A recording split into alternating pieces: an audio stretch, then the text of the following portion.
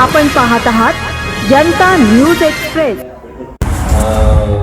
जी committee Babasaheb त्यांची नंतर इतर बाकी आणि ते विशेषतः सामाजिक विषयांवर सातत्याने लिहित असतात। असे एक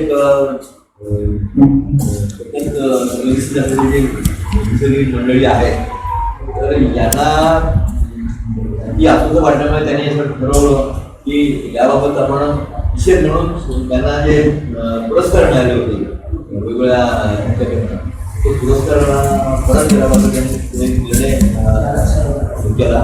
त्यासाठी पत्रकार तो आज ज्या सकाळी घडामोडी घडलेल्या आहेत त्या घडामोडीमध्ये मुख्यतः एक गोष्ट झालेली आहे की आपल्याला कल्पना आहे की आता थोड्या वेळापूर्वी काही तासापूर्वी त्याच्या विरोधात आंदोलन विद्यार्थी करत होते आणि की त्यांनी या देशाचा शिक्षण मंत्री धर्मेंद्र प्रधान यांनी राजीनामा द्यावा यासाठी हे सगळं आंदोलन मुख्यतः जोरात चालू होतं। आजही मांजराला आंदोलन होणार होतं, इतर ठिकाणी होणार होतं, परंतु त्यांना दबाव एवढा वाढला की शेवटी उशिरा का होईना परंतु त्यांना सुबुद्धी सुटली का काय माहीत नाही, किंवा त्यांना आता भीती वाटत होती की ही जी सगळी जनजीची पिढी आहे, जी तरुण पोरं आहेत, ही आता आपलं काय ऐकण्याच्या पलीकडे गेलेली आहे आणि हे कुठल्याही दबावाला कुठल्याही दडपशाहीला बळी पडणार नाही हे देखील त्यांना जाणवत असेल आणि म्हणूनच त्यांनी असा निर्णय घेतला असेल आणि धर्मेंद्र प्रधानावर राजीनामा द्यायची पाळी आलेली आहे। तर हा आम्ही समजतो की हा आमचा आणि आपला सगळ्यांचा ज्या ज्या पत्रकारांना हे विषय लावून करले त्या सगळ्यांचाच हा विजय आहे असं मी मानतो। परंतु हे जरी झालं असलं तर देखील आज आपण बघतो की आपण एक पायरी पुढे गेलेलो आहे, एक लढाई जिंकलेली आहे, परंतु आपल्याला माहिती आहे की या सगळ्या आंदोलनामध्ये ज्या तऱ्हेची लढत झालेली आहे तर त्याच्यावर कारवाई ज्या कोणी त्यांना केली असेल केसेस मागे घ्यायचा तर आता त्यांनी हेच सांगितलं की बाबा केसेस मागे घ्यायचे, पण आता त्यांनी सांगितलं मी काय प्रत्यक्ष ऐकलं नाही सगळ्या ज्यांना विरोध त्यांना काही आलेले आहे तर शासनाने ते मान्य केले केसेस मागे घेणे चांगली गोष्ट आहे। मुंबईमध्ये देखील जवळपास 900पेक्षा अधिक लोकांना विद्यार्थ्यांवर केसेस टाकलेल्या आहेत। तर हे सगळं सुरू होतं आणि आम्ही या पत्रकारितेमध्ये एक मागणी करतो की ज्या पोलीस आणि ज्या लोकांनी त्याच्यामध्ये ह्यावेळेस पहिल्यांदा असं दिसलं की साध्या पैशांचे काही लोक पोलीस होते की नाही हे माहीत नाही, अशा लोकांनी देखील घुसून हे केलेले आहे। तर त्यांच्यावर शोधून काढून त्यांची फोटो हे आहेत व्हिडिओ तर त्यांच्यावर कडक कारवाई करण्याची गरज आहे, कारण या तऱ्हेने आणि पोलिसांच्या समक्ष हे सगळं चालू होतं। तर ह्याचा आम्ही निषेध करतो आणि त्यांच्यावर मात्र कठोर कारवाई करण्याची गरज आहे। जे केवळ केसेस काढून उपयोग नाही, केसेस काढी चांगली गोष्ट आहे, पण त्याच्याबरोबरच ज्यांनी ही दडपशाही केली होती त्यांच्यावर कठोर कारवाई करण्याची मागणी आम्ही या निमित्ताने करतो। आणि मी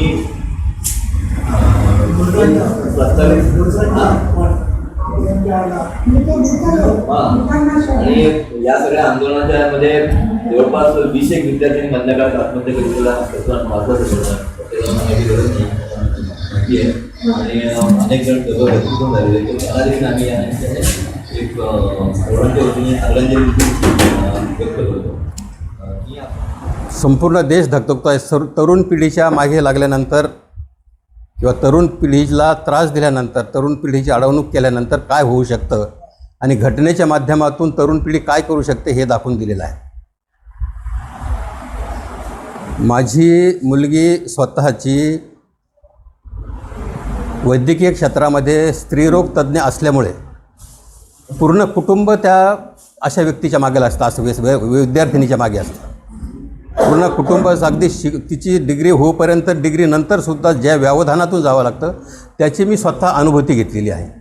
त्याच्यामुळे याची झळ काय असते आणि हा काय प्रकार असतो, कशा व्यवधानातून जाता माणूस, पूर्ण कुटुंब कसं जातं हे मी स्वतः अनुभवलं असल्यामुळे मी ॲक्च्युली आता मी पुरस्कार परत करायचं ठरवून सगळं निघालो आणि रस्त्यामध्ये मला काही अपडेट आले। रस्त्यामध्ये घरून मुलांचा फोन आला की मुलानं सांगितलं की पप्पा मंत्र्याने राजीनामा दिलेला आहे। आणि मला ॲक्च्युली आज अर्जुनदादा पण येणार होते, पण अर्जुनदादांच्या पत्नीची तब्येत पण बरोबर नाही, संध्याकाळी त्यांना अकोल्याला जायचं आहे, त्यांनी त्याच्यामुळे मेसेज पण पाठवला। आता ज्या मुख्य उद्देशासाठी मला माझे शासनाचे मिळालेले पुरस्कार, मुख्य उद्देश म्हणजे धर्मेंद्र प्रधान राजीनामा देत नाही, हा मुख्य उद्देश होता. आणि राजीनामा देत नाही धर्मेंद्र प्रधान आणि शासन त्याच्या पाठीशी ठामपणे ज्या पद्धतीने उभं राहतं याच्या निषेधार्थ आणि जे दिल्लीला विद्यार्थी अगदी कशाची पर्वा न करता त्यांच्या मागण्यासाठी लढून तटून बसलेले आहेत, तो उद्देश त्यांचा साध्य झालेला आहे. त्याच्यामुळे ज्या मुख्य उद्देशासाठी मी पुरस्कार इथं घेऊन आलेलो आहे, ज्या मुख्य उद्देशासाठी म्हणजे धर्मेंद्र प्रधान राजीनामा द्यावा म्हणून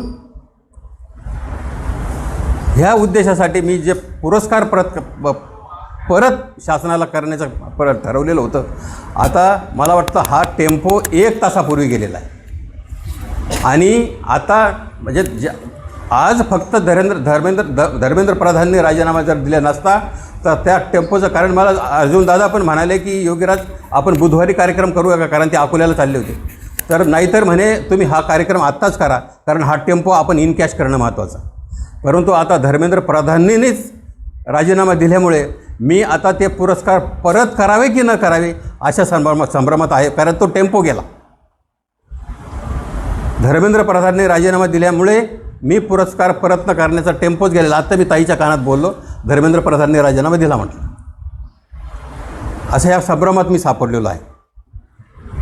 आणि मी फक्त समजा नाही जर आता करायचे झाले तरी पुरस्कार, मी शासनाने अशी वेळ येऊन देऊ नये की भविष्यामध्ये मला, कारण माझे वाचक, माझे तुमच्यासारखे पत्रकार हे माझे खरे पुरस्कार आहेत. आणि त्याच्यामुळे शासनाने कोणतेही केंद्र शासन असेल का महाराष्ट्र शासन असेल, आज जरी मी पुरस्कार सिनियर लोक सांगतील मला, आज जरी पुरस्कार परत करण्याचं कारण टेम्पो गेल्यामुळे नाही ठरवलं तरी भविष्यामध्ये अशी वेळ पुन्हावर माझ्यावर येऊ नये की मी हे पुरस्कार पुन्हा शासनाचे जे मिळालेले मान सन्मान आहे ते परत करेन. सर्वांना जय भीम. या ठिकाणी योगीराज बागुल यांनी आपले पुरस्कार आणि आपल्या सर्व ज्या शासनाच्या कमिट्यांवर ते सदस्य किंवा उपस्थित होते राहिले मानाच्या जागेवर, त्या सगळ्याचा राजीनामा द्यावा असा त्यांनी विचार केला आणि ते पुरस्कार परत करावे असा विचार केला. त्यांनी मला फोन केला. मलाही चांगलं वाटलं, कारण जंतर मंतरवर जे काही मुलांच्यावरती अत्याचार झाले, मुलींना ज्या पद्धतीने मारहाण करून म्हणजे मुलगा मुलगी असा भेद न करता त्यांनी खरोखरच मुलींनाही मुलांसारखंच झोडपून काढलं, पोटावर पाय देऊन ते पोलीस जात होते. तर हा सगळा अत्याचार म्हणजे हे जे केंद्रीय शासन आहे त्या शासनाने काय ठरवलं आहे, हे हिटलरवाद या देशामध्ये उभा राहिला आहे आणि ते अत्याचार करायला सुटलेले आहेत, त्यांना कुणाचा धरबंध राहिलेला नाही. तर हे जे वातावरण आहे, अन्यायाचं वातावरण आहे, अत्याचाराचं वातावरण आहे, त्याच्या विरोधात आपण सर्वांनी उभं राहिलं पाहिजे, बोललं पाहिजे. आणि आज माझी मैत्रीण इथे आलेली आहे निर्मला जोगदंड, ती तर म्हणत होती ताई आपण जंतर मंतरला जाऊया. इतका सर्वांच्या मनामध्ये अगदी कट्टर भावना निर्माण झाली. तर अशा परिस्थितीत योगीराजांनी हा निर्णय घेणं, हे पुरस्कार मी परत करतो आणि मी शासनावरच्या पदांचा राजीनामा देतो, हे योग्यच होतं. पण आज जर तो प्रधान जर राजीनामा त्याने दिला आहे आणि मुलांच्यावरच्या जर सगळ्या केसेस परत घेणार असतील आणि जे मुलं शहीद झालेत त्यांच्या पालकांना 1-1 करोड रुपये द्यायची त्यांची जी मागणी होती ती त्यांनी मान्य केली पाहिजे. आणि सोनम वांगचूक, मुख्य म्हणजे हे पण आहे की सोनम वांगचूक हे गृहस्थ इतके अन्यायाच्या विरोधात उभे राहतात नेहमीच. 25 दिवसाचं उपोषण त्यांनी केलं या वयामध्ये सुद्धा. तर त्यांना अशा पद्धतीने जीव गमवावा लागावा अशा पद्धतीने कठोर कुठलंही शासनाने वागणूक ठेवू नये, निर्णय घेऊ नये. आणि या देशामध्ये आता तरुण जागरूक झालेत, ही अतिशय चांगली गोष्ट आहे, सन्मानाची गोष्ट झालेली आहे की तरुण आता या देशामध्ये तरुणांची संख्या जास्तच आहे आणि त्याच्यात ते तरुण आता पुढे झाले. तर असं आम्हाला वाटत होतं की आता ही संधी सोडू नये, हे वातावरण मागे घेऊ नये आणि आपण आंदोलन करतच राहावं.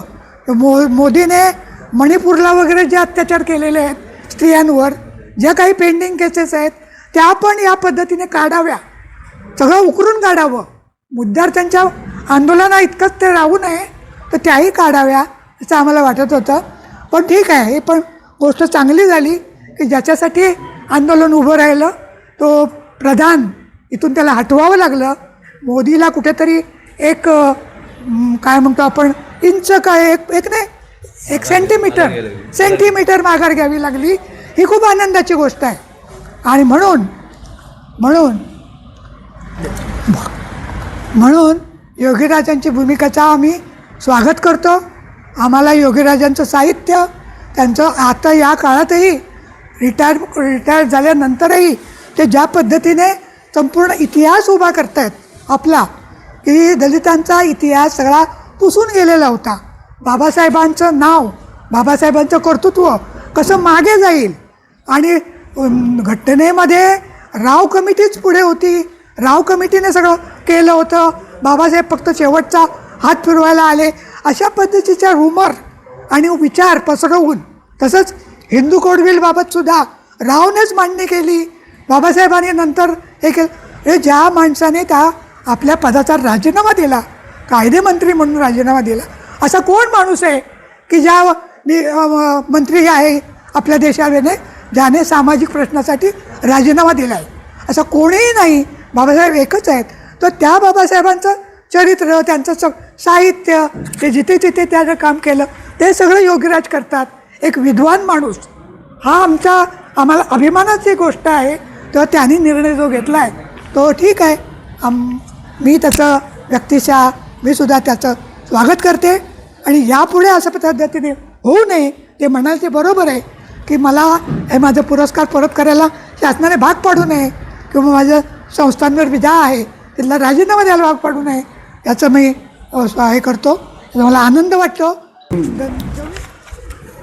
जो आंदोलन पिछले 1 महीने से दिल्ली में चल रहा है, जंतर मंतर, मैम ने जिस तरह से कहा कि ये आंदोलन केवल सिर्फ शिक्षा तक ही सीमित नहीं था, ऐसी बहुत सारी बातें हुई. हमने देखा कि किस तरह से देश में जात और धर्म के नाम पर बुलडोज़र तरह की संस्कृति को स्थापित कर दिया था.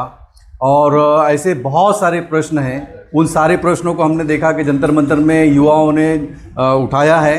और सभी संस्कृति कर्मी और लेखकों पर एक तरह की मायूसी छाई हुई थी.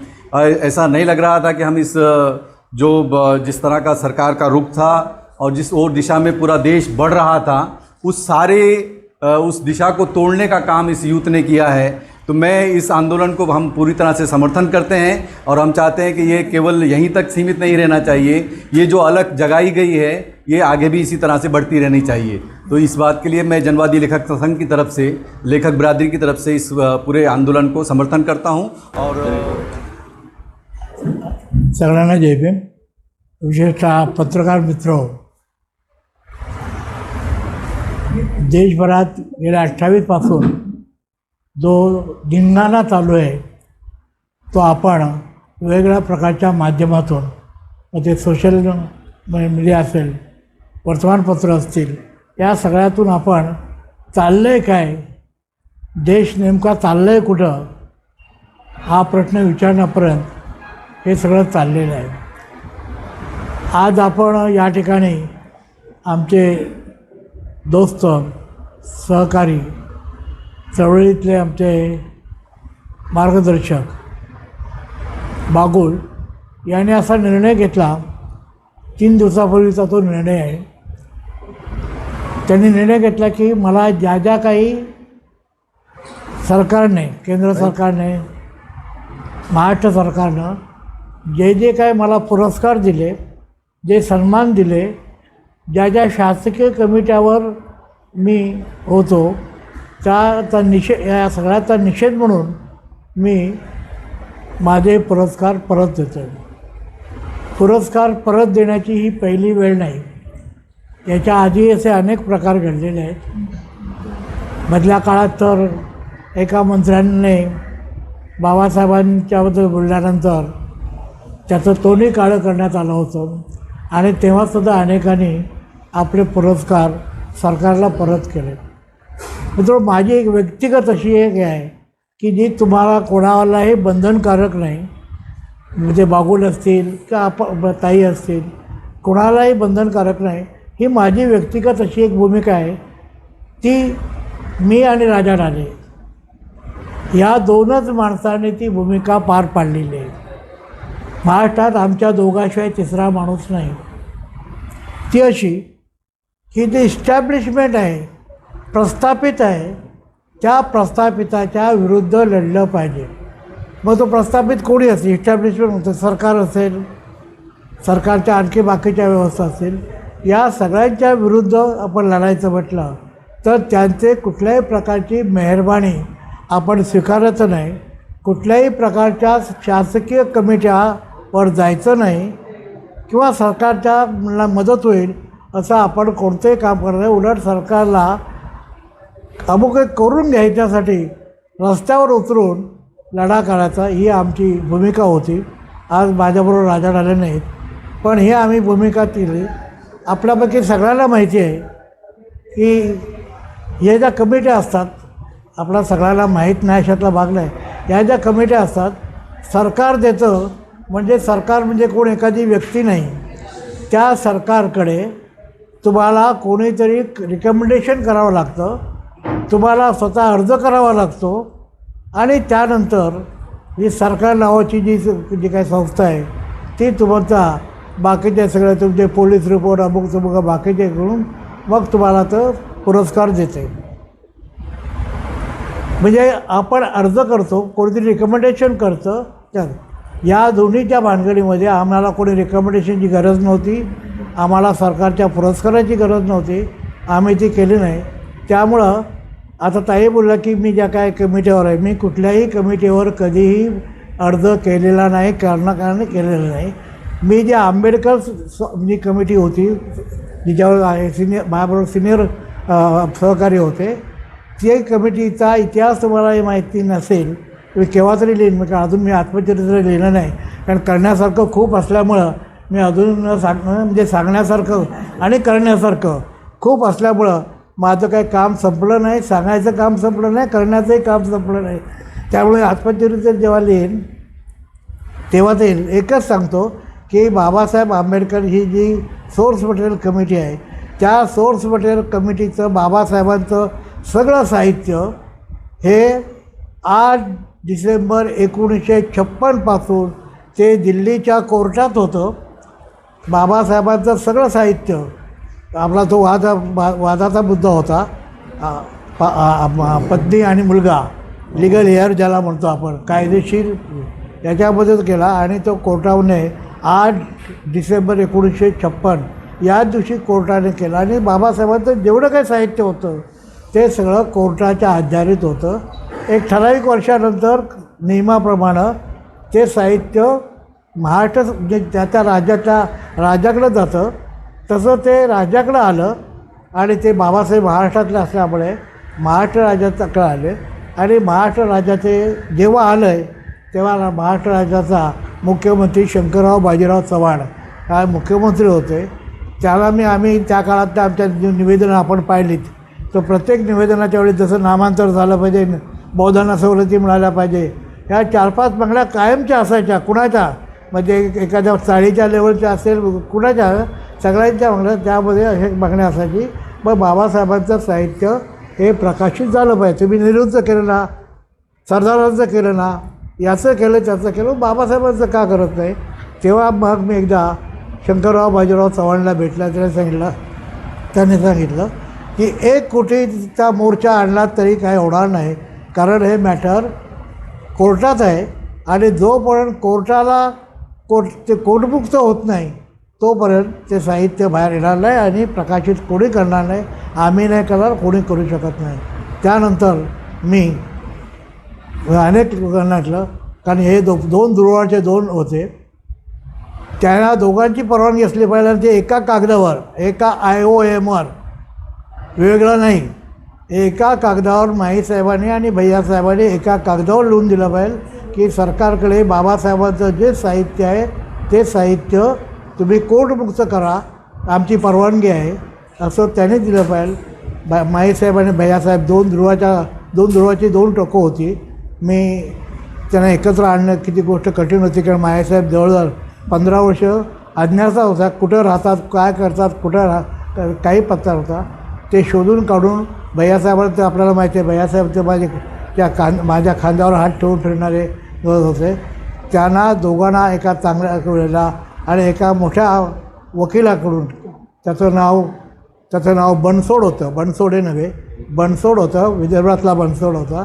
त्याच्याने त्या आयव्हन तयार केला, त्यांच्या ते केलं आणि सरकारकडे दिले. सरकारने कोर्टाला विनंती केली, कोर्टाने मान्य केलं आणि ते महाराष्ट्र सरकारकडे साहित्य दिलं. हा खरा त्यातला इतिहास आहे. आणि त्यामुळं म्हणजे मी त्या काळामध्ये की लाखो रुपये खर्च केले नाही, पण हजारो रुपये खर्च केले. पण कोर्ट कचेऱ्या म्हटलं की तुम्हाला माहिती आहे टायपिंगपासून किती पैसा लागतो, ते केला. आणि त्यामुळं कधी ते तो इतिहास कोणाला तरी त्या डिपार्टमेंटच्या लोकांना माहीत असल्यामुळे त्यांनी स्वतःहून माझं नाव मुकरर केलेलं आहे. आणि त्यांनी पाठिंबा घेतलेला आपल्यातलाच एक आमदार जो मंत्री झाला, राऊत नावाचा, त्याच्याकडून त्याने एक पद्धत म्हणून त्याच्याकडून त्यांनी रेकमेंडेशन करा असं म्हणून ते मी त्या कमिटीवर आलो. बाकीचे सगळे जे कमिटीचे लोक असतात, हा इतिहास मी याच्याबद्दल काही लपवाछपी नाही, की कोणीतरी सांगावं लागतं, अर्ज करावा लागतं, तेव्हा तो मिळतो. मी या बाबतीमध्ये बागुलांना माझं व्यक्तिगत जे मत आहे की मी कधी अर्ज करत नाही, मी कधी पुरस्कार घेत नाही. एक पुरस्कार त्यांनी स्वतःहून दिला होता, हे पुन्हा सांगतो. त्याला साक्षी मला वाटतं सुमेध असेल असं, की मला महाराष्ट्र सरकारच्या समाज कल्याण विभागाने दादासाहेब गायकवाडांच्या भूमिहीनांच्या चळवळीत भाग घेतल्याबद्दल, त्यावेळी मी विद्यार्थ्यांच्या तुकडीचा 1964च्या विद्यार्थ्या चळवळीचा मी लीडर होतो, म्हणून माझा सत्कार केला. मी तिथं गेलो, मोठ्या हॉलमध्ये कार्यक्रम झाला. त्याला वाटलं मी त्याचा आभार मानेन. मी घेतला माईक आणि तो पुरस्कार तिथल्या इथे ठोकारला. मंत्री होते, राज्यमंत्री होते, सगळे लोक होते आणि सांगितलं कुणाला सत्कार कसं काय करतात, मला विकत घेण्याचा प्रयत्न करताय, मला विकत घ्यायचा, तुम्ही मला विकत घेऊ शकत नाही काय? तुमच्या सरकारपेक्षा सरकार एका तारवत आणि मी एका तारवत बसलो तर माझं हे होईल. तुम्ही मला विकत घ्यायचा प्रयत्न करताय. मी तो परत केलेला आहे, हे आपल्या सगळ्यांना माहिती आहे, मी अनेकांना दिले. तेव्हा बागुलांचा निर्णय मधल्या काळात आणि प्रज्ञा होती आणि किती लोक या होत्या, अनेकांनी घेतलेले पुरस्कार परत केलेत.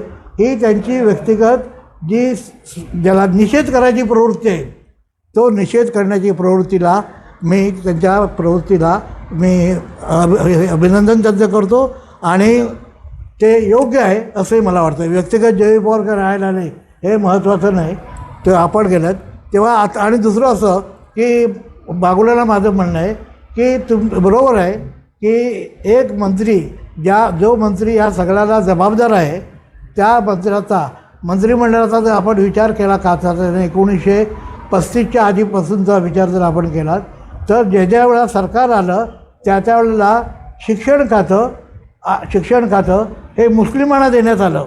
त्यावेळेला मेकॉले आणि एल्फिस्टन या लोकांनी असा निर्णय घेतला होता की इथल्या हिंदू आणि मुस्लिम यांच्या शैक्षणिक याच्यामध्ये आपण ढवळाढवळ करायची नाही. त्यांचं जे काही शैक्षणिक कार्य असेल ते त्यांनी करावं. त्यामुळं अगदी 1937 सालापासून जे शिक्षण मंत्री झाले ते सगळे शिक्षण मंत्री, तुम्ही सगळ्यांची नावं आठवा, केंद्रातल्या महाराष्ट्रातल्या सगळ्यांची नावं आठवा, ते सगळे शिक्षण मंत्री हे मुस्लिम होते. परंतु त्यांच्यानंतर लक्षात आलं की शिक्षण मंत्री जर आपण त्यांना केलं ते ढवळाढवळ करत नसतील, परंतु आमचा जो हिंदुइझम आहे हा हिंदुइझम जर याच्यात आणायचा असेल तर शिक्षण खातं हे पुन्हा आपल्याकडंच आलं पाहिजे. आणि 3 खाती ते घेत होते कायमची, ज्याच्यामध्ये त्यांना पैसा मिळत नव्हता. मंत्रिमंडळानंतर म्हटलं की आपण पैसे मिळण्याचं साधन असतं.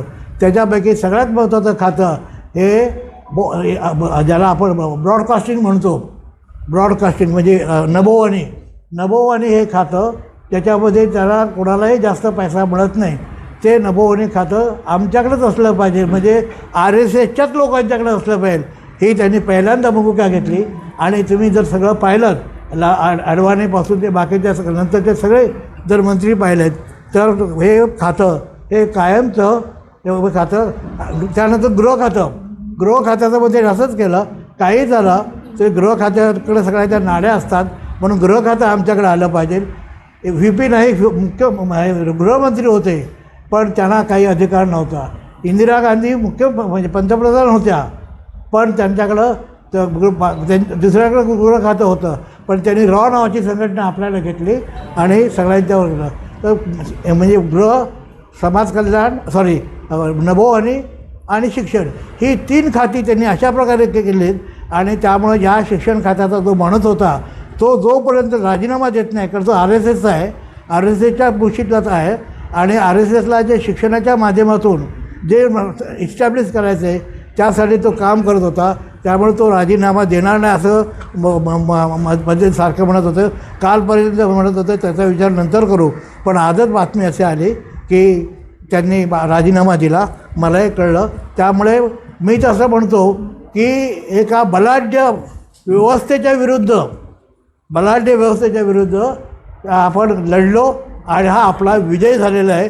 म्हणजे त्यांच्याकडचं जे खातं शिक्षण खातं जे कायमचं शिक्षण खातं त्यांच्याकडे असायचं ते शिक्षण खातं मधल्या ते वर्दी सोडून बाकीचे वर्दी खातं सरकारच वेगळं होतं.